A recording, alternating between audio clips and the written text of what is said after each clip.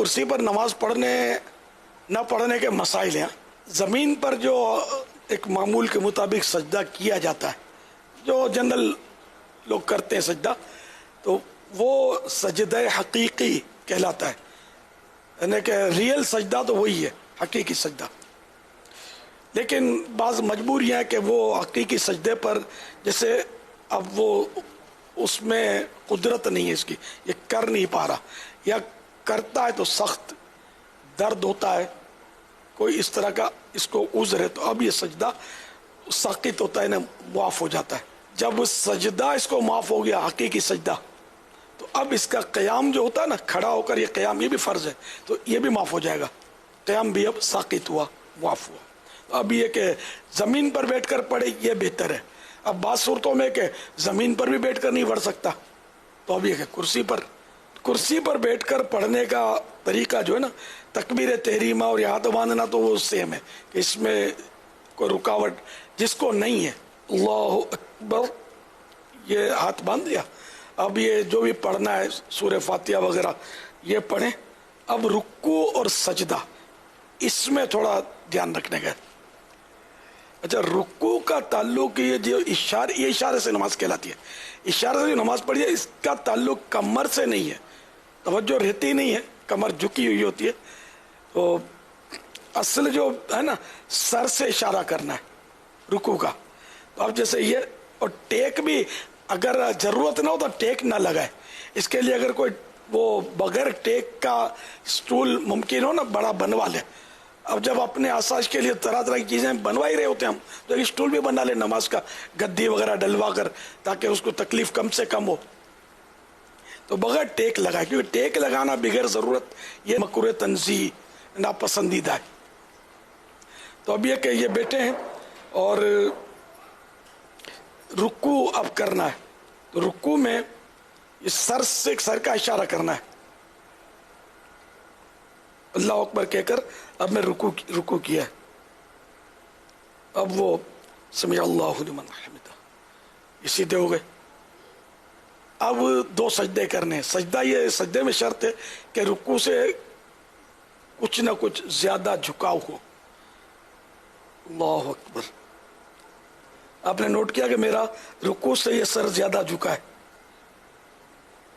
اللہ اکبر، اللہ اکبر.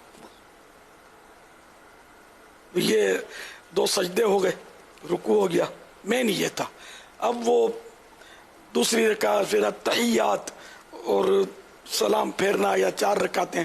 تو مین اس کا مطلب ہے یہ دھیان رکھنا ہے کہ رکوع اور سجدے میں بس فرق ہو جھکنے میں. اگر رکوع جتنا ہی سجدے میں جھکیں گے نا تو نماز نہیں ہوگی،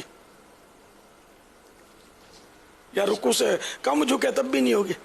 یہاں پر میری سنت سے عرض ہے کہ اس کی بھی وضاحت فرما دیں کہ بعض لوگ ہاتھوں کو یہ آگے نکالتے ہیں، یعنی سجدے میں نا، سجدے اور رکوع میں تھوڑا سا یوں ہاتھ آگے کرتے ہیں. اس حوالے سے نہیں، وہ نارمل ہی، اس میں کوئی اس طرح نہیں. بلکہ اب تو یہ بھی ٹیکنیک نکلی ہے کہ کرسی اس طرح بنتی ہے کہ اس پہ یہ ماتھا رکھتے ہیں. غیر ضروری ہے، حاجت ہی نہیں ہے اس کی، بیکار خرچہ کرتے ہیں. اور مطلب عوام میں غلط مسئلے کی تشہیر ہوتی ہے کہ بھائی اشارے سے نماز میں یہ آگے یوں سپورٹ بنائے جائے. وہ آگے ہاتھ نکالنا وہ یوں ہونا کہ جیسے زمین پر جیسے ہاتھ رکھتے ہیں نا، اشارہ جیسے زمین کی طرف چلے گئے، تو یوں جیسے کہ رکوع میں یہاں تک، رکوع میں گھٹنے پر ہاتھ تھا، تو اب چونکہ سجدے میں زمین پر ہاتھ ہوتا تو یہ آگے ہاتھ لے جاتے ہیں، تو اس لیے یہ آگے ہاتھ شاید اس لیے نکالتے ہیں. غلط فہمی ہے، اس کی حاجت نہیں ہے. حسب معمول یہ رانوں پر ہی ہاتھ رہیں اور یوں رکوع اور سجدہ کرنا ہے. بس وہ کمر جیسے میں نے جھکا دی، کمر جھکانے نے کمر سے تعلق دی ہے، اشارے سے نماز کا یہ ذہن بنا لیں. تو یہ جیسے یہ رکوع، اب یہ سجدہ، تھوڑا سر زیادہ یاد نہیں رہتا، وہ زیادہ جھک جاتا ہے آدمی. لیکن جھکنا تو پھر بھی پایا گیا، لیکن اتنا بھی اگر جھکتا نا کہ تھوڑا رکوع کے لیے اس سے تھوڑا زیادہ سجدے کے لیے، تو یہی کافی ہے. مین یہی رکوع اور سجدے کے اشارے میں دھیان رکھنا ہے. باقی یہ زائد یوں اور یہ ورزشیں کرنی ہے تو فزیو تھراپسٹ کی خدمات حاصل کریں. नमाज उसी तरह पढ़ें जिस तरह हमको शरीयत ने हुक्म दिया। रुकू से खड़े होते हैं हम तो उसको, जो नॉर्मल बंदा खड़ा होता है अकोमा कहते हैं उसको। अब ये जो दरमियान में बहुत सौ को ये देखा गया और बताया भी गया कि ये जो रुकू से ऊपर होते हैं सजदे में जाने के लिए, तो इसमें भी ये थोड़ी सी गड़बड़ कर जाते हैं कि इसमें फौरी तौर पर वही जो करते हैं ना उस अंदाज में ये लोग कर रहे होते हैं। तो इसमें भी फरमा दें कि वक्फा देना होगा। खड़े नमाज पढ़ते हैं वो भी 2 सजदों के दरमियान अल्लाहु अकबर चले जाते हैं।